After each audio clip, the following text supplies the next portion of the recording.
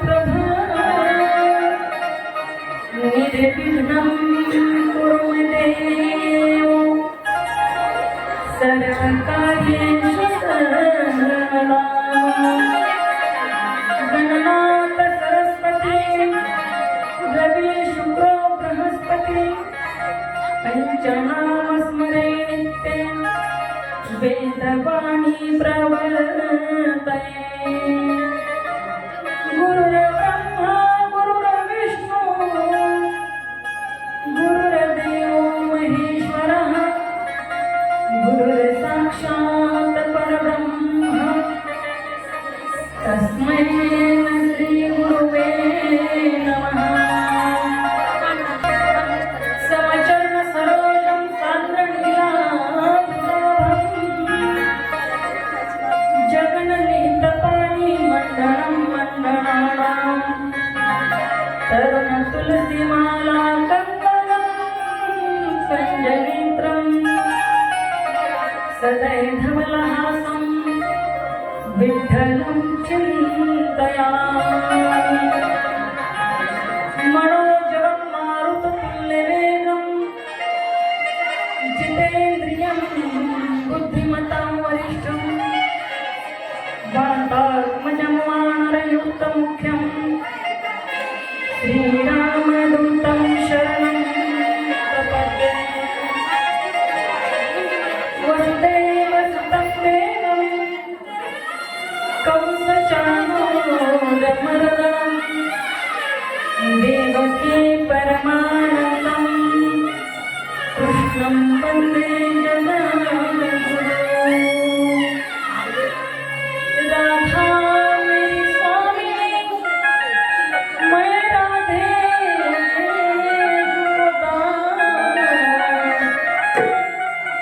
जन्म जन्म मोहे दीजियो श्री वृंदावन को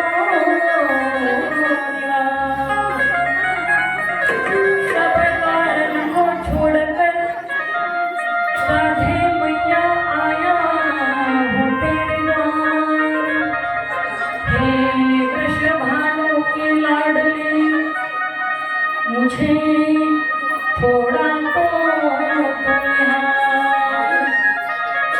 राधे राधे रटते जाओ भव बाधा मिट जाए कोटि जन्म की आपदा श्री राधा नाम से जाए छवि ललित कमला कोटि सम नवनील अंबरधारी शशि बदन कंज विलोचनी क्षीरचंद्रिका मृदुहासिनी आनंद घन गोविंद मन मंदिर अनन्य निवासिनी घनश्याम घन हित चातकी घनश्याम घन हित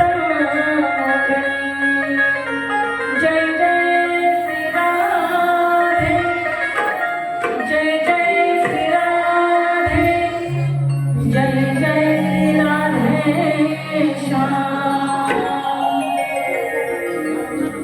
बघा आपल्या या पवित्र पुण्यमय नगरीमध्ये श्री क्षेत्र पालसिंगण तालुका जिल्हा बीड या ठिकाणी सुंदर अशा भागवत कथेचं नियोजन पालसिंगणच्या सर्व माता माऊल्यांनी अर्थात सर्व महिला मंडळांनी हा सुंदर श्रीमद भागवत कथेचा सुंदर सोहळा आयोजित केला आणि तो यथावकाश सुंदर प्रकारे पूर्णत्वाकडे जात आहे। सर्वप्रथम स्वतःसाठी एकदा जोरदार टाळ्या वाजवा। तसं पाहायला गेलं स्वतःचं कौतुक स्वतः पाठीवर थाप देऊन करता येत नाही बरं। तुम्ही प्रयत्न करा असा पाठीला हापण्या पाठीवर थाप द्यायच्या बघा म्हणजे इथं नाही जरी तुम्हाला अवघडल्यासारखं वाटलं घरी जाऊन करा।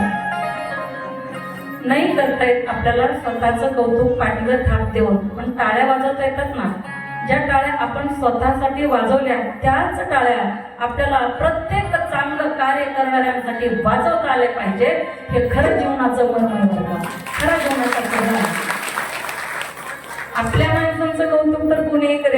माझा बाबू माझा बाबू, आणि नेहमीच असं असतं, आपला तो बाबू असतो, दुसऱ्याचं कार्ट असतंच, पण दुसऱ्याच्या मुलाला सुद्धा बाबू ज्याला म्हणता येतं ना त्यांना खरे माता पिता म्हणायचं बरं का. उगीच आपल्यालाही दुसऱ्यांचं कौतुक करता आलं पाहिजे.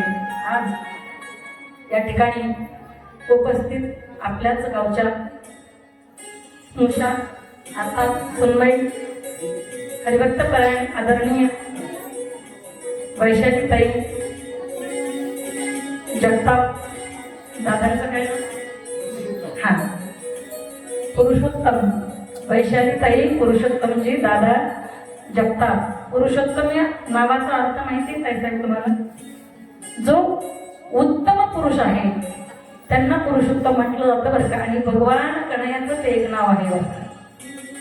खऱ्या अर्थानं या गावाला लाभलेलं अनेक नेतृत्व आहेत गावामध्ये, त्यापैकी एक नेतृत्व असणारे आमचे दादाश्री अर्थात पुरुषोत्तमजी दादा, आमच्या ताईसाहेबांचे पतिराज. सुंदर गावावर, अगदी संभाजीनगरला राहून सुद्धा गावावर खूप सुंदर प्रकारे एक नजर आहे आणि गावासाठी काहीही करायला सदैव तत्पर असणारे आमचे दादाश्री आणि वैशालीताई जगताप आज आपल्यामध्ये उपस्थित आहेत. जोरदार एकदा टाळ्यांच्या गजरामध्ये आपण स्वागत करूया. खऱ्या अर्थानं गावाच्या प्रती आपली काही कर्तव्य असतात आणि ती कर्तव्य या गावच्या सुनबाई म्हणून त्या निभावतात. आम्ही काल सर्व गावामध्ये तुम्हाला सांगितलं, मी खूप फिरलो आमच्या शुभंगीताई जगताप. आणि काय झाले ताई तर सांगू का, ज्याच्या घरी मी गेले का त्या घरी असे नातेच निघाले सगळे. पहिली गोष्ट तर म्हणजे आमच्या असणारे, तुम्ही सर्वांनी ज्यांना पाहिलं ते आमचे दिवाळी, त्याला शास्त्रामध्ये व्याही असा शब्द आहे बरं का, पण आपल्याकडे दिवाळी इनबाई नाही का. तुम्ही ज्यांना पाहिलं त्यांचेच पाहुणे किती निघाले. आमच्या भाग्यश्री ताई शिवराजजी जगताप त्यांच्याकडे आमचं जाणं झालं. आणखी आमचे ज्ञानोबा काका असणारे जगताप त्यांच्याकडे, आणि अलीकडं आता नावं सगळे लक्षात राहत नाही बरं का. एवढे पाहुणे, ज्यांच्या घरी जातोय तिथे पाहुणे निघतात, ज्यांच्या घरी जातोय तिथे पाहुणे निघतात. अशी सुंदर. आज आमच्या कांचनताई भेटल्या, कुठे बसलेल्या त्या, हा अगदी अरे बापरे एवढ्या मागे बरं. कांचनताई म्हटल्या की ते ओंकार जगताप तुम्हाला ओळखतात का म्हणे, तुम्ही त्यांना ओळखता का? मी म्हटलं तो माझा अगोदर मुलगा होता, लहानपणापासून मुलगा होता, पण आता माझ्या भावाचे, मी ज्यांना भाऊ मानते, जगदाळे कुटुंब आळंदीचं ज्यांना भाऊ मानते त्यांची मुलगी त्यांना दिल्यामुळे तर आता ओळखतात मला सासूबाई म्हणतो. फक्त फरक एवढा झालाय. सुंदर त्यांना फोन केला. ओंकार जगताप महाराजांच्या पत्नीला बोलण्यात आला. आमच्या कांचनताईंनी सांगितलं, सांगायचंय मला, जिथं जातोय ना तिथं पाहुणे निघतात. आणि तुम्हाला खरं सांगू का, हे पाहुणे ना हे काही कालावधी पुरतं नातं आहे. पाहुणे आपापल्या कामामध्ये पुन्हा व्यस्त होतात, पुन्हा कुणाला फोन करणं राहत नाही लक्षात. पण तुमचं आणि माझं जे पारमार्थिक नातं झालेलं आहे ना ते मात्र तुम्ही कधीच विसरणार नाही, त्याची मला अगदी मनापासून खात्री करतो. आज पण आम्ही इथं फिरलो ना, सगळ्यांचे डोळे असे भरून येत होते. मी नाही रडले बरं का, पण जास्त बरोबर आहे ना. अरे काका, बाळू काका, मी नाही ना रडले जास्त, अगदी भरून येत होत. सगळेजण मला समजावत होते. आणि खऱ्या अर्थानं आज तुमचा आणि आमचा हा 7 दिवसाचा हा प्रसंग आहे. कुठल्या तरी प्रसंगाने आपण एकमेकांना भेटतो, पण काही प्रसंग असे असतात बरं का, काही माणसं जीवनामध्ये अशी भेटतात की ती माणसं आपल्या जीवनाच्या शेवटच्या क्षणापर्यंत आपल्या आठवणीत राहतात बरं का. कसं असतं, काही माणसं झाडाच्या, बघा झाडाचा एक आपण उपमा दिली, काही माणसं झाडाच्या पानासारखे असतात, गळून पडतात लगेच, म्हणजे ओळख त्यांची राहत नाही तेवढी. काही माणसं झाडाच्या पानासारखे असतात, काही माणसं झाडाच्या फांद्यासारखे असतात, काही माणसं फळासारखे असतात, ते प्रत्येक वर्षी येतात आणि निघून जातात. पण काही माणसं जे आपल्याला आतून सहकार्य करतात, आतून आपल्याला साथ देतात, पण कधी कुणाच्या समोरही येत नाहीत. त्यामधलंच एक व्यक्तिमत्व म्हणजे आमच्या वैशालीताई. त्या इथे येऊन मला काय बोलल्या सांगू का तुम्हाला? अजिबात माझं कौतुक करायचं नाही, माझं नाव घ्यायचं नाही, काहीच नाही ओळखत आहे हे सांगितलं. पण माझं कर्तव्य आहे, मला जे खरं, मी तुम्हाला सांगितलं पहिल्या दिवशी, जे खरं आहे ते माझं आहे, खरं आहे ना ते माझं आहे, असं माझं मत आहे. आणि म्हणून सुंदर प्रकारे सर्व ग्रामस्थांच्या वतीनं अर्थात महिला मंडळाच्या वतीनं हा सुंदर कार्यक्रम आपण आयोजित केला. सर्वांचे मी पुन्हा एकदा मनपूर्वक धन्यवाद व्यक्त करते. आणि आज कथेला भेट देण्यासाठी आपल्या बहिणीचं कौतुक पाहण्यासाठी इथं उपस्थित आहेत माझे बंधू. अगदी महाराष्ट्रच नव्हे महाराष्ट्राच्या बाहेर सुद्धा ज्यांच्या अगदी सुमधुर वाणीने श्रीमद भागवत कथा आणि सुंदर प्रकारच्या कीर्तनाची सेवा जे करतात. वृंदावनाला शिक्षण त्यांनी घेतलं आणि आपल्या आवाजानं सर्वत्र मुक्त करणारे असे माझे बंधू असणारे हरिभक्तपरायण आदरणीय मुक्तिरामजी महाराज खांडे आपल्यामध्ये उपस्थित आहेत. त्यांचे आपण सुंदर स्वागत करूया. त्याचबरोबर आपल्या कथेला लाभलेले अगदी गोड स्वर आहे ज्यांचा आणि तितकाच गोड स्वभाव आहे असे हरिभक्तपरायण आदरणीय काजळी सर आपल्याला सिंत वादनासाठी आणि गायनासाठी लाभले. त्यांचेही मनपूर्वक धन्यवाद. त्याचबरोबर तबल्यावर सुंदर साथ ते करत आहे. अगदी गोड ज्यांचा तबल्यावर हात आहे कमांड आहे ज्यांची ते आदरणीय हरिभक्तपरायण विकासजी महाराज जायभाई त्यांचे सुद्धा मी मनपूर्वक धन्यवाद व्यक्त करते. आणि आज विशेष अतिथीवर का हे प्रमुख अतिथी झाले इकडचे पण विशेष म्हणजे ते एकाच दिवशी येत असतात त्यांना विशेष म्हणतात. त्यात आमचे महाराज सुद्धा आहेत.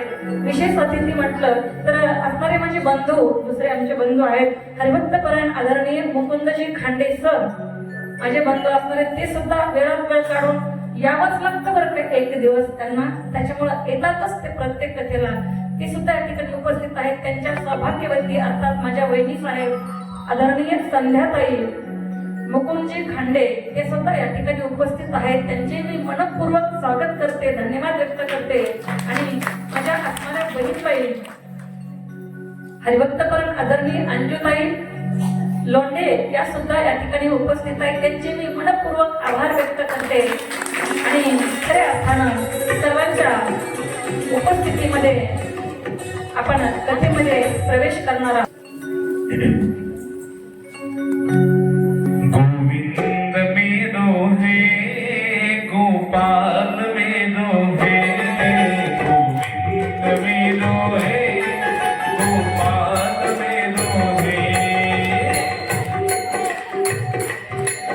गोपाल मेरो है गोविंद मेरो है गोपाल मेरो है गोविंद मेलो हे गोपाल मेलो हे गोविंद मेलो हे गोपाल मेलो हे गोविंद मेरो है गोपाल मेरो है गोविंद मेरो है गोपाल मेरो है श्री पाके बिहारी नंदलाल मेलो है श्री बाके बिहारी नंदलाल मेरो है श्री पाके बिहारी नंदलाल मेलो है श्री बाके बिहारी नंदलाल मेरो है श्री पाके बिहारी नंदलाल मेलो है श्री बाके बिहारी नंदलाल मेरो है गोविंद मेलो है गोपाल मेलो है गोविंद मेलो गोपाल मेलो है गोविंद मेरो है गोपाल मेरो है गोविंद मेरो है गोपाल मेरो है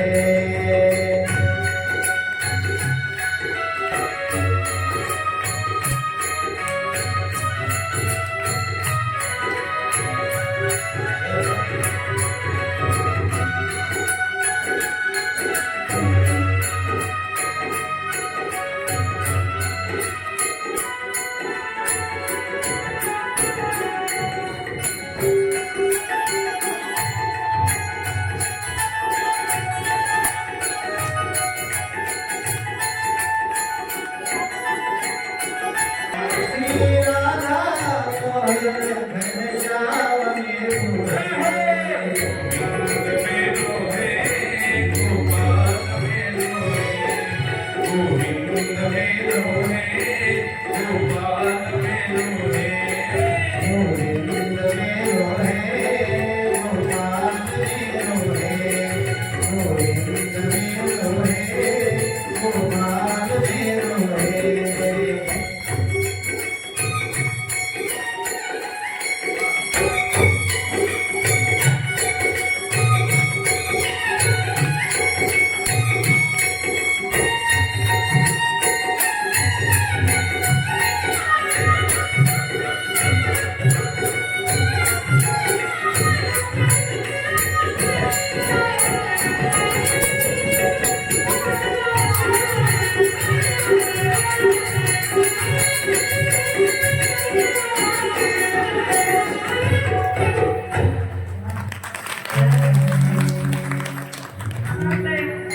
कथा कमी ऐकावी, गायन जास्त ऐकावं वाटतं की नाही बरं? आणि गायनाचे खरंच सगळे आपण वेड्या झालेला आहात बरं का भैया. सांगायचं म्हणजे आमच्या कलाकारांना भीती बसली इथं. बायका म्हणजे एवढ्या आवडल्या त्यांना, ते म्हणले यांना असं किडनॅपच करू वाटायला, इतका आवड झालाय. तुमचं पण तुम्ही पाहून घ्या बाबा, मला काही माहित नाही. आणि शेवटी शेवटी गोड गायक आणायला शेवटी शेवटी गोड गायक आणायला जरूर येऊ शकत नाही ना, ते मोठे मोठे माणसं असते. पण आता आपल्या प्रेमासाठी इथपर्यंत येतात ते, हीच मोठी गोष्ट आहे बरं का. खूप सुंदर, खूप सुंदर. बिझी असतात सगळेच आपापल्या क्षेत्रामध्ये, आपापल्या कामामध्ये. धन्यवाद भैया. ऐका, आपण काल देऊच की उद्याच. कंसाचा वध पाहिला. कंसाला मारल्यानंतर कृष्ण भगवान परमात्म्याचा सगळीकडे जय जयकार होऊ लागला आणि आज कृष्ण भगवान जगद्गुरूच्या नावाने प्रतिष्ठित झाले. आणि तेव्हा श्लोक लिहिला गेला, वसुदेव सुतं देवं कंसच्या नूरमर्दनम देवकी परमानंदम कृष्णं वंदे जगद्गुरू. सगळीकडे जय जयकार झाला. पापी पळून गेले, भक्त आनंदाने नाचू लागले. भगवान कृष्ण कन्हैयाने बंदीगृहामध्ये जाऊन असणारे उग्रसेन राजा यांना सोडवलं आणि सोडवल्यानंतर त्यांना मथुरेचा राजा म्हणून घोषित केलं. आणि माता देवकी वसुदेवांनी कन्हैया बलराम दादाला हृदयाशी लावलं. नंद बाबा ब्रजवासियांना समजावून परत पाठवून देतात कसं बसं. बघा, फार अवघड आहे बरं का. प्रेमाच्या माणसापासून विरह सहन करणं फार अवघड आहे. मी काल बोलून गेले आपल्याला, पण तरी सुद्धा नाईलाज म्हणून नंद बाबा आणि बाकीचे वृंदावनवासी आपल्या त्या ठिकाणी वृंदावनाला निघून गेले. आणि यानंतर गर्गाचार्यांनी शुभमुहूर्त पाहून विधीपूर्वक कृष्ण भगवान परमात्माने बलराम दादांचं मौंचे बंधन केलं. आणि यानंतर विद्यार्जनासाठी कन्हैया आणि बलराम दादाला कुठे पाठवलं सांगितलं तर मध्य प्रदेशमध्ये असणाऱ्या अवंतीपुर या नगरीमध्ये, आता आपण ज्याला उज्जैन असं म्हणतो ना, त्या उज्जैन नगरीमध्ये बलराम दादा आणि कृष्ण कन्हैयाला विद्यार्जनासाठी पाठवलं. त्या ठिकाणी काही काळ विद्यार्जन भगवान परमात्म्याने केलेलं आहे बलराम दादांनी. आणि त्या ठिकाणी एक सखा भेटलेला आहे. तो सखा म्हणजे भगवंताचा अत्यंत प्राणप्रिय सखा असणारा तो कोण आहे बरं? सर्वांना माहिती आहे, तो सुदामा आहे बरं का. सुदामजी त्या ठिकाणी कृष्ण कन्हैयाला मित्र म्हणून भेटले. यानंतर भगवान कृष्ण बलराम दादा पुन्हा विद्यार्जन संपवून परत मथुरेला येतात. आता एक दिवसाचा प्रसंग आहे की वृंदावनाची आठवण कृष्ण कन्हैयाला फार येत होती, फार त्रास व्हायला लागला वृंदावनाची आठवण आल्यानंतर. बघा, आणि वृंदावनाची आठवण येते, आपल्या मित्रांची आठवण येते, आपल्या सख्यांची आठवण येते. आणि अक्षरशः कृष्ण भगवंताला रडू कोसळलं बरं का. अगदी रडायला लागले कृष्ण भगवान परमात्मा. आणि त्यांच्यासोबत त्यांचे परम मित्र असणारे उद्धवजी होते. उद्धवजींचं चरित्र फार पुढे बरं काय ऐकायला. स्पेशल त्यांच्या चरित्रावर आपल्याला एक कथेचा एक दिवस बोलता येईल, पण आपल्याकडे वेळ कमी असल्यामुळं आपण पटकन ओळखतो. उद्धवजी म्हणजे अगदी भगवंतासारखंच दिसायला. अगदी चालणं, बोलणं, वागणं, दिसणं, उठणं, बसणं, सगळ्या गोष्टी अगदी भगवंतासारख्या. त्यांना उद्धवजी म्हटलं गेलं. कृष्ण कन्हैयाचे उद्धवजी हे बेस्ट फ्रेंड होते बरं का, बालसखा. आपल्या गावठी भाषेत म्हणायचं लंगोटी यार, आपण ज्यांना म्हणतो बघा बेस्ट फ्रेंड. आणि मी सांगू तुम्हाला, फ्रेंड भरपूर असतात बरं का, फ्रेंड भरपूर असतात, मैत्रिणी भरपूर असतात, पण त्याच्यात एक बेस्ट फ्रेंड असते बरं का प्रत्येकाला. आणि तो बेस्ट फ्रेंड असेल ना, तो खरंच आपल्या जीवाला जीव देणार असेल ना, त्याला कधीच गमवायचं नाही बरं का. पैसा प्रॉपर्टी कमी जास्त असेल, पण त्याचं अंतःकरण आपण ओळखायला शिकलं पाहिजे. तसं भगवान गोपाल कृष्णाचे बेस्ट फ्रेंड असणारे उद्धवजी पण होते ना. आणि उद्धवजी तिथंच होते बाजूला. उद्धवजी म्हणतायत, काय चाललंय देवा, काय चाललंय तुमचं, का रडतायत, का उदास आहात. उद्धवजी सुंदर ज्यांचं चरित्र आहे, देवतांची गुरु असणारे बृहस्पती यांच्याकडून उद्धवजींचं विद्या संपत्ती केली होती त्यांच्याकडून. आणि म्हणून सुंदर ज्यांचा विद्याभ्यास होता आणि ज्यांच्या मनात एकमेव गोष्ट होती, या दुनियेमध्ये या जगामध्ये ज्ञानापेक्षा श्रेष्ठ काहीच नाही. तसं पाहायला गेलं ज्ञानापेक्षा श्रेष्ठ काही नाहीये, पण त्याच्यावरती फक्त एकच गोष्ट आहे बरं का, एकच गोष्ट आहे. ती गोष्ट आहे प्रेम. प्रेम आहे ती गोष्ट, खरं प्रेम. तुमचं आमचं प्रेम नाही बरं का. त्यानं मला चहा पाणी केलं, आदरातिथ्य केलं, मी माझ्या घरी आल्यानंतर त्याला करेन. आपल्यासारखं प्रेम नाही. तिनं मला आणखी अशी साडी नेसवली, मी ही अशीच ठेवेल, तिला परत हीच साडी वापरते. हे आपलंय बघा. एखाद्याच्या लग्नात जाऊ आणि खूप हलकी साडी जर एखाद्यानं आपल्याला दिली, बायका 4-2 वर्ष तरी लक्षात ठेवतात, बघा ना तिने मला अशी साडी दिली, लग्नाला अशी साडी दिली. अहो हे लक्षात ठेवण्याच्या गोष्टीत का कचरा सगळा बाहेर फेकला पाहिजे. आपण आपल्या मनात आपण खूप कचरा ठेवून बसलोय, तो कचरा आपल्याला बाहेर फेकता आला पाहिजे. खूप कचरा ठेवतो आपण, आणि मला अशी वागणूक दिली, त्याने मला तशी वागणूक दिली. आणि खरंच आपल्याला हा कचरा मनातला काढता आला पाहिजे. आणि ज्याला तो काढता आला तो भगवंत स्वरूप झाला असं म्हणायला काहीच हरकत नाही बरं का. भगवंत स्वरूप वाजवायच्यात का, वाजवा लागेल का.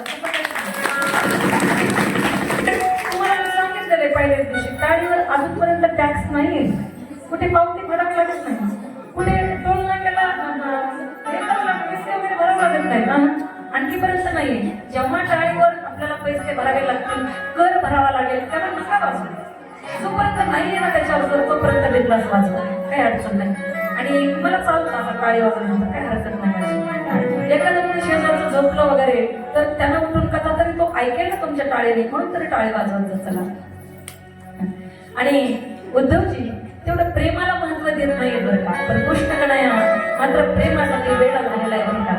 तर भगवान या प्रयत्नात होते की या उद्धवाला ज्ञानाचा थोडासा अहंकार आहे, जास्तही नाही, कारण जो सतत भगवंताच्या चरणामध्ये आहे, सतत भगवंताच्या सहवासात आहे, त्याला अहंकार तरी कुठे होईल बरं. पण थोडासा ज्ञानाचा अहंकार येतो बरं का कधी कधी. मला फार येत आहे, माझ्यासारखी कथाकार मीच, माझ्यासारखा गायक मीच, माझ्यासारखा वाजवणारा मीच, माझ्यासारखा कीर्तनकार मीच, माझ्यासारखा गाव चालवणारा सरपंच मीच, माझ्यासारखा पोलीस पाटील मीच. येतात गर्व येतो, अहंकार थोडासा येतो. आणि कधी कधी कसं होतं, ज्ञानाजवळच अहंकार जास्त येतो. ज्याला काहीच कळत नाही त्याला अहंकार कुठला बाधेल बरं, त्याला अहंकार काही करत नाही. ज्याच्याकडे थोडं जरी ज्ञान झालं त्याला थोडासा अहंकार आल्याशिवाय राहत नाही. तसा उद्धवजींना अगदी थोडासा अहंकार म्हणण्यापेक्षा ज्ञानालाच सर्वोत्तम श्रेष्ठ मानणारे उद्धवजी. पण एके दिवशी भगवंताला वाटलं की उद्धवजीला आपण सांगितलं पाहिजे, अरे उद्धवा, या ज्ञानापेक्षा सुद्धा काहीतरी त्याच्यावरती आहे. सांगू तुम्हाला काय आहे त्याच्यावरती. सबसे ऊंची, सबसे ऊंची प्रेम सगाई, सबसे ऊंची प्रेम सगाई.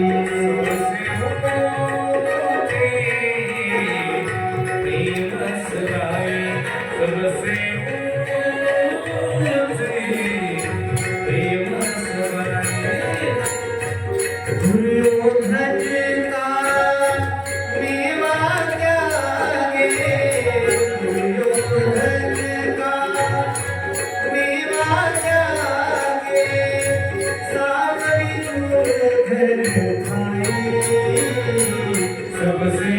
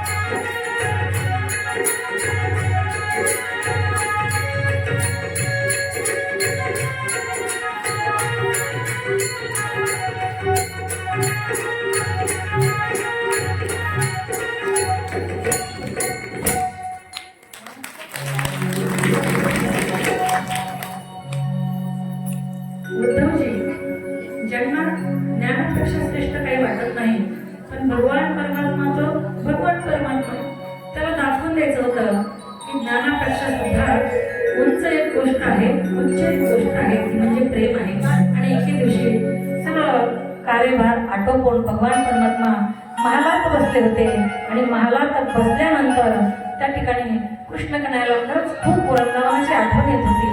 आपल्याला पण होतं असं बरं का, एखाद्याची आठवण यावी आणि असं वाटतं बरं का, कुठल्या ना कुठल्या निमित्तानं कुठं तरी कसा तरी तो अगदी 2 मिनिट का होईना तो दिसला पाहिजे बरं का, असं वाटतं. तसं भगवान परमात्मा वृंदावनाकडे तोंड करून महालाच्या खिडकीजवळ उभे आहेत आणि भगवान कृष्ण कन्हैयाला वाटतंय आज कुठेतरी मला दिसावं, मधुमंगल तरी दिसावा, पेंड्या तरी दिसावा, वाकड्या तरी दिसावा, कोणीतरी मला दिसावं. आणि एवढी आठवण त्याला येते बरं का त्या कृष्ण कन्हैयाला. तर झालं असं, भगवान आपल्या भूतकाळातल्या आठवणीमध्ये गेले आणि आठवणीमध्ये गेल्यानंतर त्यांना वाटलं जसं गाई चालत असताना, बछडे चालत असताना, थांब मधुमंगल मला येऊ दे रे, थांब वाकड्या मला येऊ दे, अरे थांब रे पेंड्या मला येऊ दे. आणि अचानक भगवंताच्या मुखातून आवाज असे निघू लागले आणि पटकन शुद्धीवर आले आणि विचार करता, अरे रे तिथं तर कोणीच नाहीये, मला फक्त हा भास होतोय. आणि भगवान कृष्ण कन्हैया मोठमोठ्यानं रडू लागले. बाजूलाच बसलेले उद्धवजी पळत आले. कृष्ण कन्हैयाला विचारू लागले, काय झालं रे देवा, का रडतोस? देवा नको ना रे रडू, तुला रडताना पाहिलं की फार त्रास होतो रे मला, नको ना रडू देवा, उद्धवजी म्हणतात. आणि त्या ठिकाणी उद्धवजीला भगवान कृष्ण कन्हैया सांगतात, आज मला त्या वृंदावनाची खूप आठवण येते मला. भगवान म्हणतात, नंदबाबाची मला एवढी आठवण येते, यशोदा मैयाची एवढी आठवण येते. भगवान कन्हैया म्हणतात, अरे उद्धवा, मी जेवढ्या दिवस त्यांच्याजवळ राहिलो ना, एकही दिवस मी त्यांना सुख नाही दिलं रे, नाही सुख दिलं. माझ्या मैयाकडं सगळ्या गवळणी यायच्या, मैयाचं त्या ठिकाणी मैयाला गारणं करायच्या, सगळ्यांचं गारणं ऐकत माझी मैया त्रासून जायची. पण कधीच माझ्या मैयानं मला रागवलं नाही रे. एवढी माझी मैया गोड. आणि सांगू, युगांतरापर्यंत माझ्या यशोदा मैयासारखी मैया होणार नाही उद्धवा. पण त्या मैयाला मी खूप त्रास दिला, कधी तिला सुख नाही दिलं. आणि मग भगवान कृष्ण कन्हैया म्हणतात, एक वेळेस मी गाई चालून थोडं उशिरा घरी आलो ना, माझी मैया दारात आली, पळत आली, मला हृदयाला लावलं आणि सांगते, हे कान्हा कन्हैया, एवढा उशीर करत जाऊ नको ना रे. तू जर उशीर झाला ना, तुला थोडासा तरी माझं राहत नाही रे. मन काय विचार करतं. म्हणतात ना, जे वैरी चिंतित नाही ते मन चिंतित असतं. आणि माझ्या मनात काही पण वाईट विचार येतात रे. माझ्या मनाला फार पीडा होते रे. तू नाही लवकर आलास कन्हैया, लवकर येत जा ना तू. आज किती दिवस झालं माझी यशोदा मैया कशी राहत असेल माझ्याशिवाय. कृष्ण कन्हैया जोराने रडू लागले. पुन्हा कन्हैया म्हणतात, नंदबाबा सारखे बाबा या युगामध्ये नवे कल्पांतरापर्यंत कुणालाही भेटणार नाही. अरे माझे नंदबाबा आहेत ना, माझे नंदबाबा कधी पायात जोडा घालत नव्हते, तसेच घराच्या बाहेर निघायचे. कारण त्यांना माहित होतं की माझा कन्हैया पळत जाईल, आपल्या डोक्यावर बाबांचा जोडा घेईल आणि तो जोडा बाबांच्या पायाजवळ आणून ठेवेल. बाबा तुम्ही जोडा घालायचे विसरले, मैया तुम्हाला रागवेल, तुमच्यावर ओरडेल ना बाबा, जोडा घाला. कन्हैया माझे त्या नंदबाबाचा जोडा डोक्यावर घेऊन यायचे आणि नंदबाबाच्या पायाजवळ ठेवायचे. बाबा जोडा घाला. मला माहितीये, मी जेव्हापासून वृंदावन सोडलंय ना, मी वृंदावन सोडल्यापासून माझ्या बाबांनी पायात जोडा सुद्धा घातला नसेल रे. उद्धवजीला सांगतात कृष्ण कन्हैया आता उद्धवजीवर थोडाही त्याचा परिणाम होत नाही आणि ते सांगतात पुढे त्याच्यापेक्षा जास्त त्रास म्हटले मी त्या गोळ्या भाबड्या गवळणींना दिला बरं. त्या गवळणी मला पाहण्यासाठी येत असायच्या माझ्या घरी. माझ्या आईला गाराणं करायच्या, यशोदा मैयाजवळ गाराणं करायच्या, पण मला त्यांच्या अंतःकरणातला भाव माहितीये. त्या गाराणं करत नव्हत्या, त्या गाराण्याच्या निमित्तानं फक्त मला पाहण्यासाठी माझ्या जवळ येत होत्या. माझी मैया सांगायची, अरे कन्हैया त्यांचे मटके ढोळत जाऊ नको, त्यांचं लोणी चोरत जाऊ नको. त्या गरीब आहेत रे बिचाऱ्या, त्या मथुरेला जाऊन तेच दही दूध लोणी विकतात आणि त्याच पैशावर त्यांचा उदरनिर्वाह असतो रे कन्हैया. त्यांचं तू दूध दह्याचे मटके फोडतोस, नुकसान करतोस. त्या गरीब आहेत बिचाऱ्या. पण त्या गवळणी मैयाकडे येऊन म्हणायच्या, का ग यशोदे, हा कन्हैया काय फक्त तुझाच आहे का ग, आमचा कुणीच नाही का ग?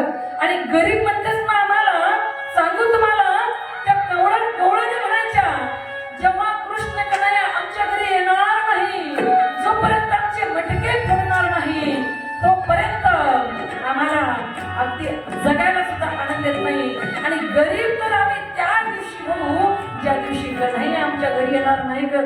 आमच्या घरी ज्या दिवशी कन्हैया येणार नाही त्या दिवशी आम्ही गरीब होऊ. सांगा त्या गवळणीला एवढा त्रास मी दिलाय बरं का, आणि त्याच्यापेक्षा जास्त त्रास मी माझ्या राधेला दिलाय.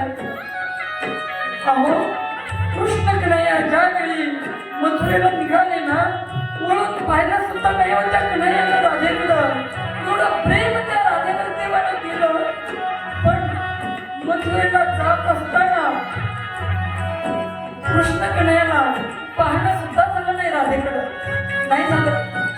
सगळ्यात जास्त प्रेम म्हणे मी त्या राधेवर केलं, पण तिला जाताना मी भेटलो नाही, ती माझ्यासमोर सुद्धा आली नाही. त्या राधेला मी किती त्रास दिलाय रे उद्धवा. भगवान राधे राधे राधे म्हणून रडू लागले बरं का. ऐका ना, भगवान परमात्मा राधे राधे म्हणून रडतायत. इथं माझ्या समोर बसलेल्या माता किती जणांच्या डोळ्यातून पाणी आलं, पण तुम्हाला वाटतंय का त्या उद्धवाच्या डोळ्यात एक थेंब हे आला नाही बरं? उद्धवाच्या डोळ्यात पाणी आलं नाही. उलट उद्धवजी म्हणतात, देवा अरे तू किती प्रेम करतोस रे त्या अनपड गवार लोकांवर. काय म्हणतात उद्धवजी ऐका ना, अनपड गवार वृंदावनवासी लोकांना अनपड गवार म्हणून जेव्हा उद्धवजीने बोलले, तेव्हा भगवान परमात्मा म्हणतो, तुला कसं कळलं रे ते अनपड आहेत, गवार आहेत, गावातले आहेत, खेडवळ आहेत, तुला कसं कळलं? म्हणे तेव्हा त्यांनी कुठं जाऊन काही शिक्षण घेतलंय का? कृष्णकडे म्हणतात, अरे मग मी सुद्धा अगदी कमी कालावधीमध्ये शिक्षण घेतलं सांदीपणी ऋषीच्या आश्रमात. तेव्हा उद्धवजी म्हणतात, अरे तुला काय गरज आहे ज्ञानाची, तुला काय गरज आहे शिक्षणाची, तुझ्यापासूनच ज्ञानाची उत्पत्ती आहे, तुला काही गरज नाहीये ज्ञानाची. तेव्हा भगवान बोलतात, खरे तुझं मी नाही सांगू शकलो त्या गवळणींना, नाही सांगता मला त्या राधिकेला. मग एक काम कर ना, तू जातोस का वृंदावनामध्ये आणि त्यांना सांगतोस का, त्यांना सांग. उद्धवजी म्हणतात, हो हो काय जाणार नाही, जाईल ना मी, सांगेल त्यांना. देव म्हणतायत, कन्हैया म्हणतात, काय सांगशील देवता? मी त्यांना सांगेल, हा प्रेमाचा मार्ग तुम्ही बदला, सोडा हा प्रेमाचा मार्ग आणि ज्ञान मार्ग पकडा. भगवान परमात्म्याला तेच पाहिजे होतं. भगवंताने सांगितलं, ठीक आहे जा तू आणि त्या अनपड गवार खेडवळ असणाऱ्या वृंदावनवासियांना तू सांग, प्रेम सोडून द्या, प्रेम करू नका त्या कन्हैयावर, प्रेम नका करू, तुम्ही ज्ञानाने त्याला आपल्या अंतःकरणात बसवा. जा तू. आणि सांगितलं देवानं, पण म्हटले असं जाऊ नको. मग कसं जायचंय? म्हटले मी माझे वस्त्र तुला देतो, माझा मुकुट, माझा शेला तू घाल आणि मग जा. तुझ्याकडं पाहतील तरी त्या, का तर आमचा कृष्ण कन्हैयाच आलाय की काय असं त्यांना वाटेल. कारण भगवानचा सारखंच उद्धवजीचं रूप आहे. अरे त्या असं ऐऱ्या पाहत सुद्धा नाही, बोलत सुद्धा नाही, पण तुझ्याकडं पाहून नक्की त्यांना वाटेल कृष्ण कन्हैया आलाय की काय आमचा, म्हणून तुला बोलतील तरी त्या, जा तू. आणि मग ठीक आहे असं सांगितलं उद्धवजींनी. आणि जाण्यासाठी निघतात, वृंदावनामध्ये पोहोचतात.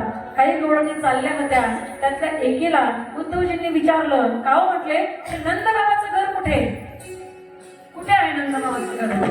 तेव्हा त्यातल्या एका गवळणींनी सांगितलं, नंदबाबाचं घर आहे ना, सांगतो म्हणे तुम्हाला. पुन्हा सांगतो ना आपण, नाही का? ते अमुक अमुक मंदिर नाही का, भगवान भोलेनाथाचं मंदिर आहे, त्याच्या बाजूला आहे त्यांचं घर. पाहुण्यांचं विचारल्यानंतर विठ्ठल रुक्मिणी मंदिराच्या बाजूलाच आहे अगदी घर त्यांचं. आपण असे सांगतो ना ठेपे, नाही का, सरपंचच्या घराच्या बाजूलाच आहे असं सांगतो ना आपण ठेपे. पण त्या गवळणी काय सांगतात ऐका ना ताई. त्या गवळणी म्हणतात, अरे तुला नंदबाबाच्या घरी जायचंय ना, बघ हे पाणी आहे ना चाललेलं, ही पाण्याची धार आहे ना, हे वाहतं पाणी आहे ना म्हटले, त्या वाहत्या पाण्याने तू जा, बरोबर नंदबाबाच्या घरी जाशील. दुसरी गवळण म्हणते, अरे बाबा तुला वाटेल की पाणी कुठल्या नदीतून येतंय की काय वड्यातलं येतंय की काय, कुणाच्या घरातून येतंय की काय, हे पाणी कशाचं सांगतायत गवळणी. अरे हे पाणी नंदबाबाच्या डोळ्यातले आणि यशोदामायाच्या डोळ्यातल्या अश्रूंचं पाणी आहे. ती जलधारा आहे ना, नंदबाबाच्या आणि यशोदामायाच्या डोळ्यातली आहे. जेव्हापासून तुम्ही मथुरावासी आमच्या कृष्ण कन्हैयाला घेऊन गेलात ना, त्या दिवसापासून नंदबाबा आणि यशोदामैया एवढे रडतायत. आणि सांगू, यशोदामैया तर तेवढाच वेळ झोप घेते जेवढा वेळ ती मूर्छित असते. माझ्या नंदबाबाच्या यशोदामैयाच्या डोळ्यातलं हे पाणी, त्या पाण्याने उद्धवजी निघू लागले आणि त्या ठिकाणी असणाऱ्या नंदबाबाच्या घरी पोहोचलेले आहेत. घराजवळ जातात आणि आवाज देतात, ओ नंदबाबा. अगदी शरीर जर्जर झालेलं आहे, अगदी पोट पाठीला चिकटलेलं आहे, चेहऱ्यावर सुरकुत्या पडलेल्या आहेत. असा एक साधारणसा दिसणारा व्यक्ती अर्थात नंदबाबा बाहेर आले. मी सांगितलं, कोण आपण? पहिल्यांदा तर नंदबाबालाही आश्चर्य वाटलं, कृष्ण कन्हैयाच समोर आहे की काय असं वाटलं. आणि सांगितलं, मी कृष्ण कन्हैयाचा मित्र आहे, त्याचा संदेश घेऊन आलोय, या बसा. आतमध्ये नेलं, आदरातिथ्य केलं, बोलू लागले उद्धवजी. आणि उद्धवजीला लांबूनच यशोदाबाईंनी पाहिलं, पळतच जवळ आली आणि कडकडून मिठी मारली उद्धवजीला. तिला वाटलं माझा कन्हैयाचा आहे की काय. तेवढ्या नंदबाबाने सांगितलं, अगं यशोदे, हा आपला कन्हैया नाहीये, कन्हैयाचा मित्र आहे.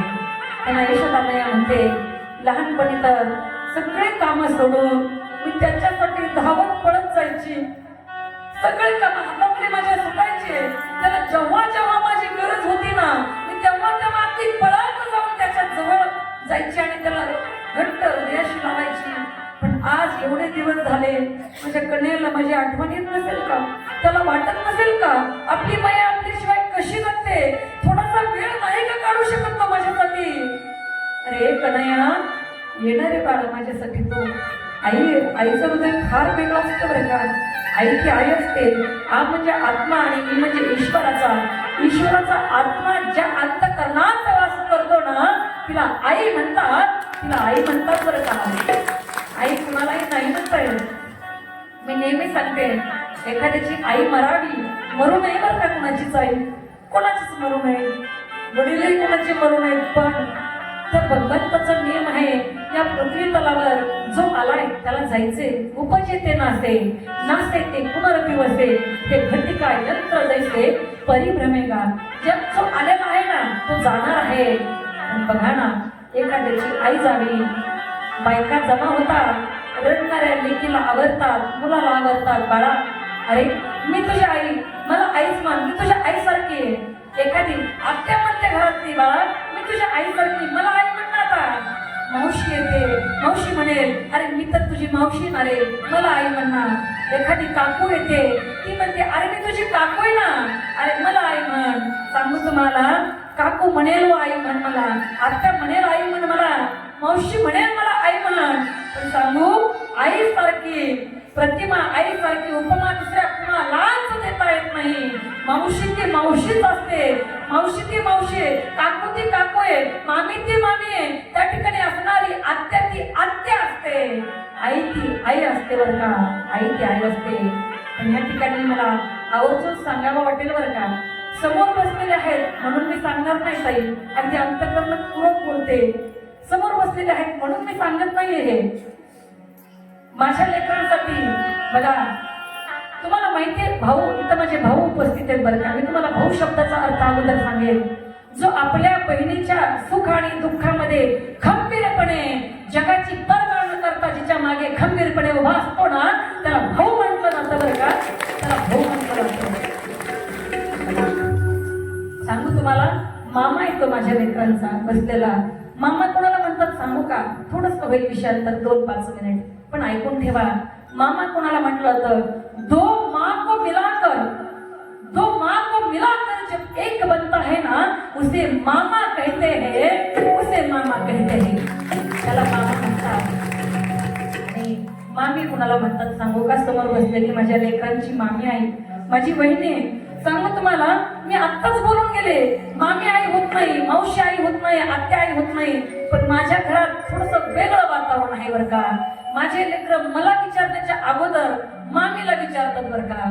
कारण मामी या शब्दात सुद्धा एक मा दडलेली आहे आणि म्हणून तिला मामी म्हणतात, म्हणून तिला मामी म्हणतात. आणि मावशी बद्दल काय बोलावं ताईसाहेब, ऐका ना. आपल्याकडे म्हण आहे, माय मरो आणि मावशी मरो. माय मरो म्हणजे सांगायचे मला माय मेल्यानंतर माई इतकंच प्रेम, माई इतकंच म्हणते मी बरं का, माई सारखंच. कदाचित एखादा अंश त्याच्या पुढे असेल आईचं प्रेम बरं का, पण त्या प्रेमाची अगदी तडजोड करणारी, त्या प्रेमाला पुरेपूर उतरणारी ती मावशी असते बरं का. ती लेकरांची मावशी असते बरं का. म्हणून माझ्या घरातलं वातावरण फार वेगळं आहे बरं का. तुम्ही जर माझ्या घरी आलात ना, कळेल तुम्हाला. आणि मी तुम्हाला खरंच आमंत्रण देते की सगळ्यांनी माझ्या घरी यायचंय. पुढे नक्की येणार आहात पुढे कार्यक्रमामध्ये, परंतु जसे तुम्ही भेटला येतात, एक जण नंबर माझा इथल्या आता मला वाटतं जवळपास 50 माणसापर्यंत पोहोचलेला आहे. आणि खरंच नंबर घेऊन सगळेजण माझ्याकडे घरी या. बघा, वातावरण कळेल आपल्याला बरं का. आणि म्हणून थोडस माझ्या परिवाराबद्दल बोलले बरं का. कथेमध्ये बोलण्याचा अधिकार नाहीये, पण मला मोह आवडला नाही पाहिजे म्हणून बोलले. थोडंसं क्षमस्व बरं का, त्यासाठी मी क्षमा मागेल. कारण भगवंताची कथा सोडून आपण आपल्या कथेकडे न जायला पाहिजे. पण मी गेले, थोडासा मोह आवडला नाही, पुन्हा एकदा क्षमा मागेल आणि पुढे कथेत प्रवेश करेल. यशोदा मैया म्हणते, तू लहान होता ना, मला सोडून राहत नव्हता, पण आता कसा राहतोय, कसा दम निघतोय त्याला, कसा माझ्याशिवाय त्याला राहू वाटतंय. यशोदा मैया खूप त्या ठिकाणी रडते. पाजर फुटला अंतकरणाला आणि यशोदा मैयाने ताहो फोडला. स्पंदन देऊ देऊ जोर जोरात मुंडके देत देत ती यशोदा मैया रडू लागली आणि रडता रडता मूर्छित झाली. आणि मग नंद बाबा उद्धवजीला म्हणतात, उद्धवजी जेवढा वेळ ही मूर्छित होते ना, तेवढाच वेळ झोपते, तेवढाच वेळ आराम आहे. परत ही फक्त रडत राहते, त्याच्या दाराकडे जाते, प्रत्येक गवळणीच्या घरामध्ये फिरते. अगं गवळणींनो, सांगा ना ग, माझा लाला, माझा कान्हा तुमच्याकडे चोरी करायला आला का? तुम्ही त्याला घरात कोण तर ठेवलं नाही ना ग, द्या ना माझा कान्हा परत मला. नाही देणार तुम्हाला आजपासून तो त्रास, मी माझ्या घरात त्याच्या पायाला बांधून ठेवेल, द्या ना ग. तुमच्याकडे आलाय का? एखाद्या गवळणीकडे जाऊन विचारावं, अगं गवळणींनो ऐका ना, तुमची त्यानं छेड काढली का? तुम्हाला त्यानं चिडवलं का? तुम्हाला त्रास दिला का? तुम्ही त्याला कोंडून तर नसेल ना ठेवलं. बघा ना ग गवळणींनो, घरात कोणला असेल तुम्ही माझा लाला, तर मला परत द्या ना गवळणींनो.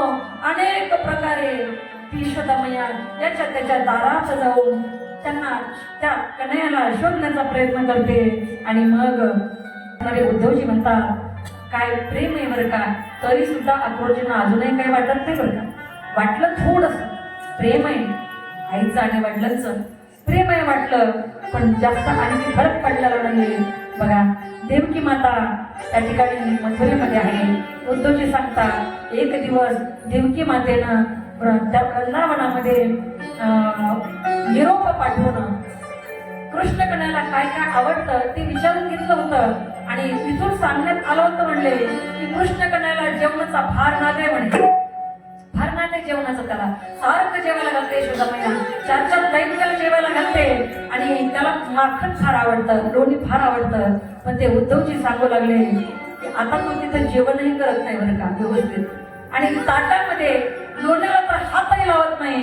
कृष्ण कन्हैयाने तिथं गेल्यानंतर देवकी मैयानं एके दिवशी जेवायला वाढलं तेव्हा सांगितलं, हे मैया आजपासून मी दुधापासून बनवलेला कुठलाच पदार्थ माझ्या ताटात ठेवायचा नाही, मी तो पदार्थ खाणार नाही का? तर यशोदा मैया मला हे माखण भरवायची ना, आता माझं माखण खायची अजिबात इच्छा नाहीये. म्हणून त्या ठिकाणी कन्हैया तिथं माखण खात नाही. सांगतायत उद्धवजी त्या नंद बाबा ऐकून घेतात. यशोदा मैया तर काही ऐकू शकत नाही आणि मूर्छित आहे यशोदा मैया, वेड्यासारखं त्या ठिकाणी यशोदा मैयाला होत आहे. ती यशोदा मैया पुन्हा कुणाला विचारते बघा, वृक्षांना विचारते, तुम्ही माझ्या कन्हैयाला पाहिलं का? तो फार चंचल आहे, मला फार पळवतो. नंद बाबा सांगताय त्या गोवर्धन पर्वताला जाऊन विचारते ती यशोदा, ती मैया, अरे गोवर्धना, तुझी तर माझ्या कन्हैयाला पूजा केली ना, अरे तुझ्याकडे आलाय का तो तुझ्यासोबत खेळण्यासाठी? तुझ्या या तळहाटीवर कुठे आहे का? पायथ्याला शिखरावर कुठे असेल तर सांगणार आहे मला. हे गोवर्धना, ती गोवर्धनाला सुद्धा विचारते आणि उद्धवजीच्या लक्षात येतं, आता आपण आलो कशाला? यांना समजावून सांगायचं, ज्ञान मार्गाने चाला, प्रेमामध्ये गुरु नका हे सांगण्यासाठी इथं आपण आलोय. पण उद्धवजींना आता काही समजेना, काही सुचेना, त्यांचं डोकं सुद्धा बंद पडलं आणि उद्धवजी त्या ठिकाणावरून बाहेर निघाले. काय करावं कळत नाहीये, बाहेर निघाले आणि बाहेर निघता नंदबाबाला बोलले, बघा तो कृष्ण कन्हैया आहे ना नंद बाबा, तो कोणाचा पुत्र नाहीये, कोणाचा त्या ठिकाणी सखा नाहीये, कुणाचा मित्र नाहीये, कुणी नाही म्हटले. तो कोण आहे? तो साक्षात भगवान परमात्मा आहे. नंद बाबा म्हणाले, अरे उद्धवा, मी तर तुला फार हुशार समजत होतो, तू तर बालिश निघालास. अरे तू म्हणतोस तो कोणाचा पुत्र नाही. अरे कित्येक वेळा यशोदेला त्यांना मैया मैया मैया म्हणून हाक मारली. अरे मला तो नंद बाबा म्हणत होता. तू म्हणतोस तो कृष्ण कन्हैया देव आहे, तो देव आहे, तर त्यांना जगाचं भरण पोषण करणारा कृष्ण भगवान परमात्मा कसा असतो? जगाचं भरण पोषण करणारा असतो. अरे मी पाहिले रे त्याला, भुकेने व्याकुळ झालेला तो कन्हैया आपल्या यशोदा मैयाकडे यायचा आणि त्या मैयाला म्हणायचा, यशोदे घराकडे चाल, मला जीव घाल, सगळे काम सोड मैया, अगोदर तू घराकडे चल घरी आणि मला खायला घाल, मला खायला अगोदर ते सगळे काम नंतर कर. अरे तू म्हणतोस तो देव आहे, देव असता तर त्या मैयाला त्यांना खायला मागितलं असतं करे. आणि वा रे वा उद्धवा, तू म्हणतोस तो देव आहे, पण त्या ठिकाणी नंद बाबा बोलतात, चल मी मान्य केलं म्हणजे तो देव, चल तुझ्या मनाप्रमाणे मी मान्य केलं तो देव आहे. पण मला एक गोष्ट सांग, जेव्हा आपलं कुणीच साथ देत नाही, आपल्याला आपल्या घरातले आपले आई वडील भाऊ बहिणी मेहुणे पाहुणे रावळे कुणीच साथ देत नाही ना, तेव्हा भगवान परमात्मा साथ देत असतो. आणि तू म्हणतोस तो भगवान परमात्मा आहे ना, बघ आज भगवान परमात्म्याने तुम्हाला सोडलंय, आता मी कोणाकडे पाहू? सांग उद्धवा, याचं उत्तर सांग मला. तू म्हणतोस ना तो देव आहे, अरे देव तर प्रत्येकाच्या सोबत आहे ना, देव तर प्रत्येकाला त्या ठिकाणी सांभाळतो, त्याचं रक्षण करतो. पण आज माझ्या घरातून देवच जर निघून जात असेल तर या नंदानं बघायचं कोणाकडे पाहू? नंद बाबा त्या असणाऱ्या उद्धवजीला विचारत आहेत. तेव्हा उद्धवजीचं डोकं विचार करण्याचं थांबलं. उद्धवजीचं डोकं गरगरा फिरू लागलं आणि म्हटले, काय करावं आता? बाबाला काय समजून सांगावं? आणि तुर्तास बाबांचा निरोप घेतला आणि उद्धवजी बाहेर निघाले. बरं का, बाहेर निघाले, डोळ्यांनी घेराव घातलेला स्वतः बाहेर. कोण आहे म्हटलं, कोण आहे? अरे कोण आहे काय विचारतात म्हटले. अगं सगळ्यांनो, त्या मथुरेतून कोणीतरी आलेला आहे, कारण आम्हाला यानंच आपला पत्ता विचारला होता बाहेर. वृंदावनवासी कुठे विचारतात का कृष्ण कन्हैया कुठे राहतो, कृष्णाचं घर कुठे विचारतात का कोणी? कारण प्रत्येकाला कृष्णाचं घर माहितीये. मथुरेहून जी माणसं येतात ना, तेच विचारतात कृष्ण कुठे राहतो. आणि कशाला येतात ते म्हणले, ते आम्हाला त्रास द्यायला, आमच्या प्राणाला घेऊन गेले ते. आता वापस आणखी कशाला येतात काय माहिती. गवळणी म्हणतायत हा मथुरेहून आलेला आहे. आम्हाला मगाशीच रस्ता विचारला त्यांनी आणि त्या गवळणींना हा हा न बोलता पुढे पुढे सरकार.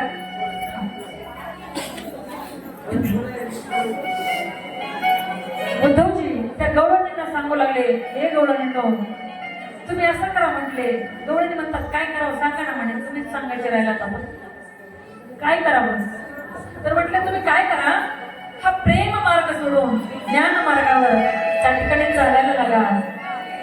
मग गवळणी म्हणतात ज्ञान मार्गावर चालल्यानंतर काय होईल, काय करायचंय आम्हाला ज्ञान मार्गावर चालून. तेव्हा उद्धवजी सांगू लागले, अरे ज्ञान मार्गावर चालल्यानंतर तुम्हाला स्वर्ग सुखाची प्राप्ती होईल.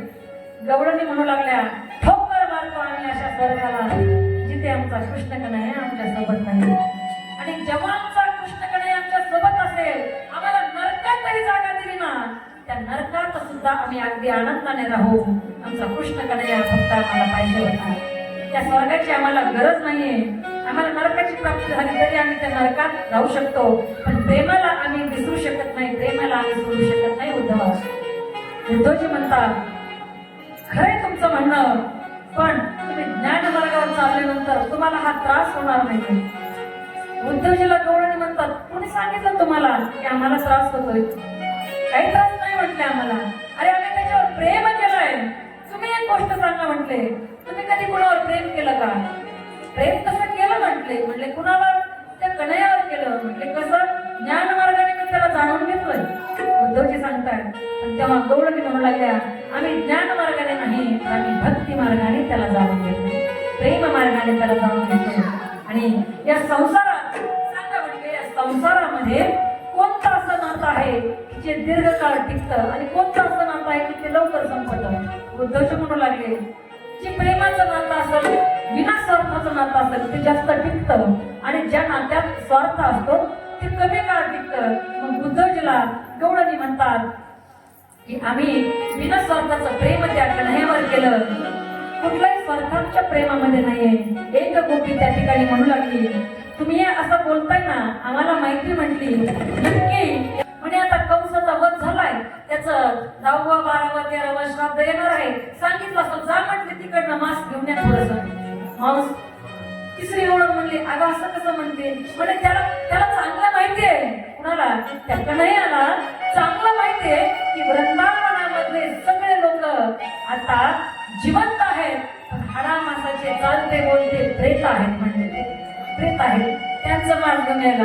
चौथी ओळख म्हणली, का ग तुला कसं कळलं म्हणले असं. ती म्हणली, हे बघा मामाच्या श्राद्धामध्ये भात सत्र असेलच ना, श्राद्ध मामाचे आणि भातात सगळं करत असेल. ठीक आहे म्हटले, त्याला आम्ही आमचं हृदय काढून द्यायला तयार आहे. त्यानं मांस मागितलं का इथून, कारण प्रेम केलंय. आणि प्रेमामध्ये असणाऱ्या व्यक्ती ज्यांचं आतोनात खरं प्रेम एकमेकावर असतं ना, ते एकमेकाला काय बोलतील सांगता येत नाही. मित्र मित्राला भेटलं का अगोदर नंतर भेटतो, शिवी घालतो अगोदर एखादी, ती प्रेमाची शिवी असते बरं का. तुम्हाला सांगू, प्रेमाचं बोलणं फार वेगळं असतं. एका गावामध्ये काय झालं, एक मुलगी लग्न होऊन सासरी गेली. प्रेमाचं बोलणं कसं असतं तुम्हाला ते पण कळलं पाहिजे म्हणून सांगून चालले बघा. एक मुलगी, तिचं लग्न झालं, ती सासरी गेली आणि बरेच वर्ष झाले आता लग्नाला. आणि कसं असतं बघा, वर्ष उलटत चालले का, वर्षानुवर्षानंतर मग माहेरी जाणं मुलीचं कमी होतं बरं का. आणि ज्यांच्या मुलींचं लग्न होतं, पुन्हा ज्यांच्या मुलींचं लग्न होतं त्या तर माहेरी मग जातच नाही शक्यतो. का, त्याचं कारण आहे, लेक आपली माहेरला आणायची असते ना, बरोबर आहे का. आपली लेक माहेरला आणायची असते, तिचं गोड कौतुक करायचं असतं, तिला काय काय करायचं, काय काय घ्यायचं, काय काय खरेदी करायची, या गोष्टी असतात. आता मला तो अनुभव आजपर्यंत नाही. मी सांगितलं तुम्हाला, उद्याच्या 2 तारखेला माझ्या मुलीच्या लग्नाला 1 महिना कंप्लीट होणार आहे. तिथे सासू सासऱ्यांना तुम्ही भेटला तिथं, त्याच्यामुळे सांगायची जास्त काही गरज नाही. त्या आधी होते नाही तर दसऱ्याच दिवशी आले होते त्याला भेट द्यायला. आणि त्या ठिकाणी मग ती मुलगी, ती बाई आपल्या माहेरी जात नाही जास्त मुलीसाठी. मग असंच वर्ष गेले. एक बाई, तिचं लग्न, मुलीचं लग्न झालं आणि मग ती माहेरी जायचं कमी झाली. पण कसं असतं बघा, इतर वेळे नाही तुम्ही फोन केला तुमच्या बहिणीला तरी चालेल बरं का, नाही फोन केला तुम्ही तुमच्या बहिणीला इतर कुठल्याही गोष्टीसाठी, पण वर्षातले 2 दिवस आहेत ना आपल्या बहिणीला कधीच विसरू नका बरं का. एक आहे तो राखी पौर्णिमेचा दिवस आणि दुसरा आहे तो भाऊबीजेचा दिवस. या दिवशी प्रत्येक भावानं आपल्या बहिणीला फोन करून बोलावं बरं का, तिच्याकडे जावं, राखी बांधून घ्यावी. काय सांगायचंय मला, या 2 दिवशी प्रत्येक भावानं आपल्या बहिणीची खबर घेतली पाहिजे, तिची विचारपूस केली पाहिजे, तिच्याकडे गेलंच पाहिजे.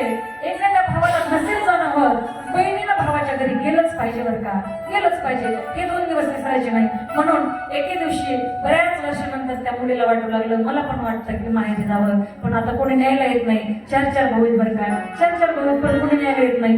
4 जणांचे 50-50 लाखांचे बंगले तर म्हणले. हा, बंगल्यावाल्यांचं फार अवघड असतं बरं का.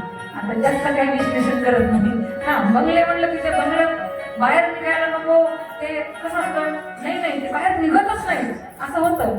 पण मला असं वाटतं थोडस बाहेर निघून, बंगल्यावाले सगळेच असतात, पण त्या बंगल्याच्या बाहेर निघून तुम्ही आम्ही सगळेच पाडलंय तर सांगितलं, सगळे पाडलंय की पाटलांच्या बायका कुठे बाहेर जातात का, मंदिरावर जातात का, भजन करतात का, भजन ऐकतात का, असं सर्रास म्हणलं होतं. मी तुम्हाला सांगितलंय हे सुद्धा खानदानी अस्सल पाटलाचं पिल्लूय बरं का. आणि म्हणून सांगते तुम्हाला, बाकी कुणी सांगेल तुम्हाला नाही सांगेल मला माहित नाही, मी सांगेल भगवंताच्या नावासाठी, त्या भगवंताच्या प्रेमासाठी, प्रेमामध्ये मग्न होऊन इथं कथेमध्ये आपल्याला नाचता आलं पाहिजे. देव म्हणत नाही हा पाटील आहे, काही पाटली नाही, काही साधीमध्ये काही नाही, त्याला फक्त भाव लागतो बरं का. आणि इथं आपल्याला जेवढा आनंद घ्यायचा एवढा आनंद घ्यायचा आहे. ज्याला आनंद घेता येतोय, ज्याला नृत्य करता येते त्यांनी अवश्य करा. ज्यांना नसेल करायचं त्यांनी थोडस मागे थांबायचंय. आणि बघा, आणि जे नृत्य करतात ना त्यांना कोणी नावं ठेवायची नाही बरं का. उद्या बाई काय नाच होती असं अजिबात म्हणायचं नाही. अहो तुम्ही तर पाटलांच्या लेकीन पाटलांच्या सुना, मी पण आहे. अहो तुम्ही पाटलांच्या लेकीन पाटलांच्या सुना आहे. राजाची मुलगी होती मीराबाई, राजाची मुलगी होती. अहो पायात घुंगरा बांधून देवासाठी नाचली हो. तुमचं आमचं काय करणार, शिस्त, पद्धतशीरपणा, डोक्यावर पदर, आपली संस्कृती ती आपण जतन केलीच पाहिजे. का करू नये आपण त्या ठिकाणी. आणि खरं सांगा तुम्ही, स्त्रियांचं असं उघडा वाटत चालल्यानंतर सौंदर्य वाट दिसते स्त्री का पदर घेतल्यानंतर दिसते बरं, पदर घेतल्यानंतर दिसते. लगा मला बघा, हे काय आपली संस्कृती नाही. आपली संस्कृती डोक्यावर पदर असावा, खांद्यावर पदर असावा. आणि खऱ्या अर्थानं मला सांगायचं एकच, इथं आज येणाऱ्या प्रत्येक, तुम्ही गवळणी आहात, आज प्रत्येक गवळणीने या ठिकाणी नृत्याचा आनंद घेतला पाहिजे आणि त्या भगवंताला आपल्याला रिझवता आलं पाहिजे बरं का. मी काय सांगत होते हे लक्षात ठेवा. मुलीचं लग्न होऊन बरीच वर्ष झाली, कुणी घ्यायला येत नाहीये. 50-50 लाखाच्या बंगल्यावाले भाऊ आणि आई वडील मात्र छोट्याशा एका घरात राहत होते बिचारे. आपले मुलं बंगले बांधतात पण आई वडिलाला म्हणजे व्यवस्थित नसतं त्यांची जागा बरं का. बऱ्याचदा खंत या गोष्टीची माझ्या मनामध्ये. हा, आई वडिलांना कुठेतरी मग एखादं छोटासा घर वगैरे काय म्हातारा म्हातारीचं काय आलं इथं बरं असं होतं. पण म्हातारा म्हातारीला घराच्या बाहेर कुठेतरी छोटासा काहीच करून देऊ नका. त्या बंगल्यामध्ये खरी बंगल्याची शोभा तेव्हाच आहे जेव्हा त्या बंगल्यात आपले म्हातारे मायबाप हसत असतात ना. तो बंगल्यावाला सगळ्यात श्रीमंत माणूस आहे. बाकी दुसरं कोणीच श्रीमंत बंगला, शेतीवाडी, मोटार गाडी, आई बाप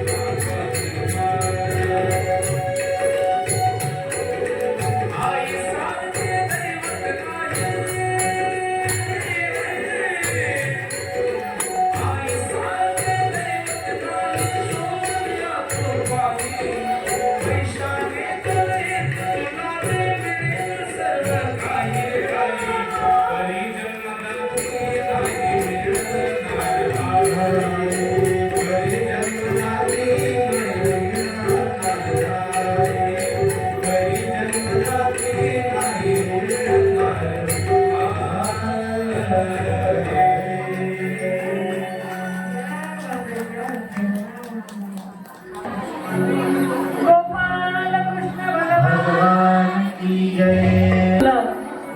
काय चाललं होतं प्रेमामध्ये कसं बोललं जातं हे पाठवलं त्या ठिकाणी तो बाप होता बाप आई निघून गेलेली आणि बापानं सांगितलं आपल्या मुलांना अरे जा रे तिच्या बहिणीला घेऊन या. मोठ्या मुलाकडे गेला दुसऱ्या मुलाकडे गेला तिसऱ्या मुलाकडं सगळ्यांकडे गेला बाप पण बाप असतो बरं कारण त्याला कधी प्रेम दाखवता येत नाही.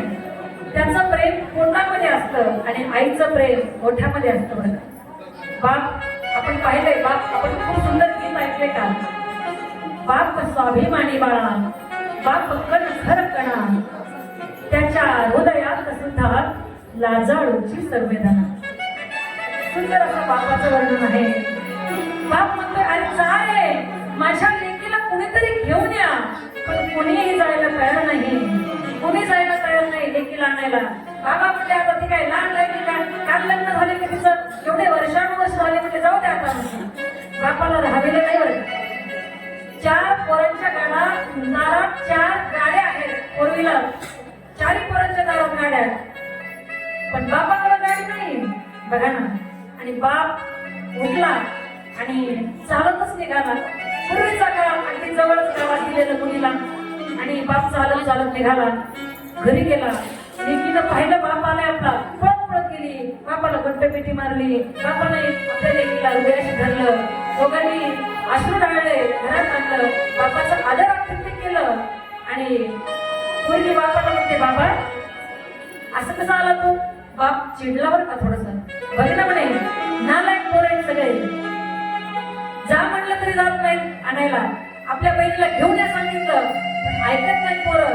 अगं एवढे 50-50 लाखाचे बंगले एकाकडं 10-15 लाखाच्या गाड्या एकाकडं. अगं एक गाडी नाही का तुला न्यायला आणता आली मला. अरे गाडी घोडा सोड म्हणले एखादं गाढव सुद्धा मला आणता आलं नाही. ती पोरगी काय म्हणली ऐका ना माझ्या गावाने म्हणतात ना. ती पोरगी म्हणली बाबा तुम्ही आलात ना मला 100 गाढवासारखे म्हणले. कळतंय तुम्हाला तुम्ही आलात मला 100 गाढव आले असं वाटायला लागले. ते रागाचं बोल नाही का.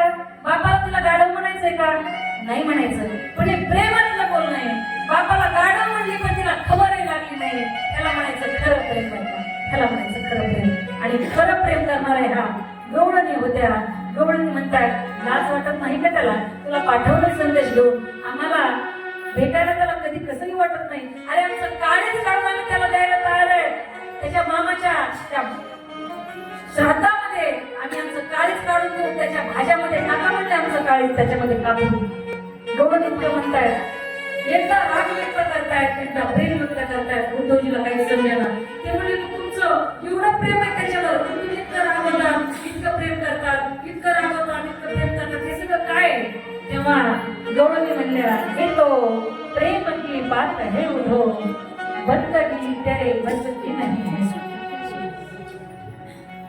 जहां सर देके होते हे सौदे. अर्थ समजलाय कशाला प्रेम म्हणतात याचा अर्थ कळलाय. साक्षात प्रेमाच्या मूर्ती असणाऱ्या या गवळणी मला यांच्यामध्येच एक रूप म्हणून जन्माला घाल असं उद्धवजी म्हणून त्या भगवंताला म्हणतात. उद्धवजींना आलेलं उद्धवजी त्याकडे गवळणीला समजावून निघून गेले. उद्धवजींना पाहिलं आलेलं आणि आलेलं पाहिल्यानंतर उद्धवजीकडे पाच भगवान परमात्मा हसून म्हणतायत मग काय सांगितलं का गवळणीला समजावून. वेळकी घेतात भगवान सांगितलं गवळणीला समजावून. अरे ते अनपढ गवार वृंदावनवासी होते ना सांगितलं का त्यांना ज्ञान मार्गाने चालायला प्रेमाचा मार्ग सोडून द्यायला सांगितलंच ना बाबा. तेव्हा उद्धवजी भगवान परमात्म्याच्या चरणावर साष्टांग प्रणिपात करतात आणि म्हणतात देवा तुझ्यासारखा निष्ठुर तूच आहेस रे. आणि खरंच बरं का आपण म्हणतो तो फार दयाळू आहे तो फार कणवळू आहे पण परवा येतो म्हणून गेलेला कृष्ण कन्हैया वृंदावनवासियांना पुन्हा भेटायला गेलोच नाही गेला. पुन्हा 100 वर्षानंतर भेटतायत वृंदावनवासी कृष्ण कन्हैयाला. तेव्हा वृंदावनवासियांची आणि कृष्ण कन्हैयाची भेट होती बघा ना. म्हणावं लागेल हो. ज्याने एवढं प्रेम केलं त्या प्रेमाला परत करून मागे पाहिलं सुद्धा नाही. ना राधेची भेट घेतली, ना गौरवाची भेट घेतली, ना नंद बाबाची भेट घेतली, ना आपल्या मैयाची भेट घेतली त्या कृष्णाकडे. कहाँ जाके छिपा चित चोर, कहाँ जाके छिपा चित चोर, कि राधा तेरी माला जपे. कहाँ जाके छिपा चित चोर, कि राधा तेरी माला जपे. कहाँ जाके छिपा चित चोर, राधा तेरी माला जपे. कहाँ जाके छिपा चित चोर, राधा तेरी माला जपे. राधा तेरी माला, कन्हैया तेरी माला. राधा तेरी माला, कन्हैया तेरी माला.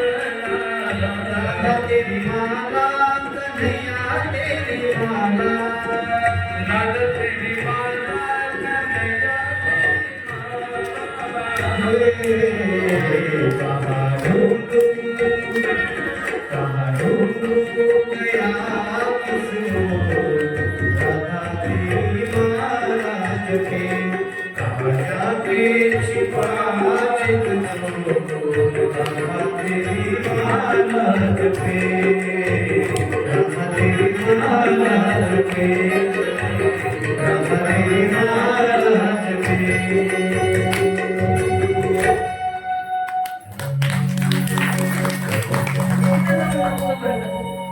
नाही भेटत मात्र श्रावण मासे.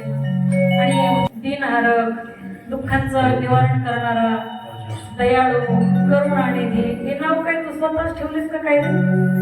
तू इतका निष्ठुर असशील असं मला वाटलं नव्हतं. अरे किती प्रेम करतात रे ते वृंदावनवासी तुझ्यावर. आणि तू का बरं जात नाही?